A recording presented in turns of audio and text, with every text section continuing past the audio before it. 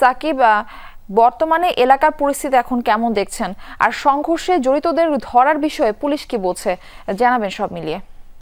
Murphy, এই মুহূর্তে আমি নিহত যে আরিফ মির তার বাড়িতে রয়েছি এবং বাড়িতে কিন্তু একটি বেদনা বিদুর বিষাদকর পরিস্থিতি তৈরি হয়েছে এবং আমরা পাচ্ছি যে নিহতের যে পরিবার তারা কিন্তু আহাজারি আর্তনাদে বারবার ভেঙে পড়ছে এবং একই সাথে কিন্তু এই এলাকাতে আসলে আইন শৃঙ্খলা বাহিনীর সদস্যরাও কিন্তু রয়েছে, বিশেষ করে পুলিশ ব্যুরো অফ ইনভেস্টিগেশনের যে সদস্যরা তাদেরকে আমরা তাদের তৎপরতা দেখছি এবং একই সাথে কিন্তু মাঠ পর্যায়ে কিন্তু পুলিশেরও তৎপরতা কিন্তু আমরা দেখেছি এবং এলাকার এই মুহূর্তে অবস্থা হচ্ছে যে একেবারে থমথমে পরিস্থিতি বিরাজ করছে, কারণ সকাল থেকে যে সংঘর্ষ দফায় দফায় সেটি কখন হয় সেটি নিয়ে কিন্তু একটি শঙ্কার মধ্যে রয়েছে এলাকাবাসী, তেমনটি তারা বলছেন।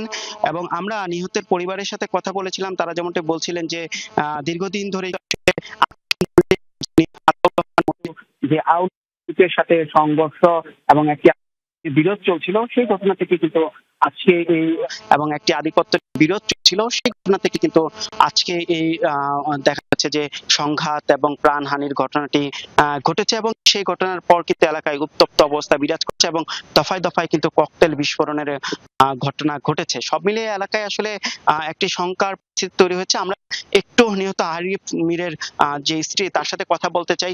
আপনারা এই ঘটনায় কি দাবি করছেন? দাবি করছি ওরা যে নেয়া আমার স্বামীরে, ওরা যে দুজনে গুলি করছে। আর আমি বাচ্চা লই আমি কি করবো, আমি কেমনে খাবো, আমার দিন কেমনে যাইবো। গুলি করছে হ্যাঁ আমি ফাঁসি চাই, শালমে শাকামে ওরা গুলি করছে।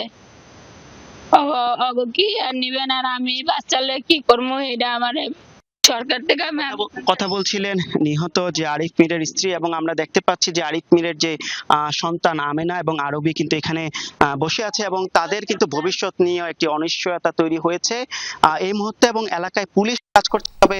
এখন পর্যন্ত ঘটনায় জড়িত কাউকে আটক করা যায়নি বলে আমাদেরকে পুলিশ জানিয়েছে এবং এই ঘটনায় আইনগত যে প্রক্রিয়া সেটি রয়েছে বলে আমাদেরকে জেলা পুলিশের পক্ষ থেকে জানানো হয়েছে। মারফি। সাকিব, আপনাকে ধন্যবাদ। আপনার মাধ্যমে জানছিলাম সেখানকার পরিস্থিতি।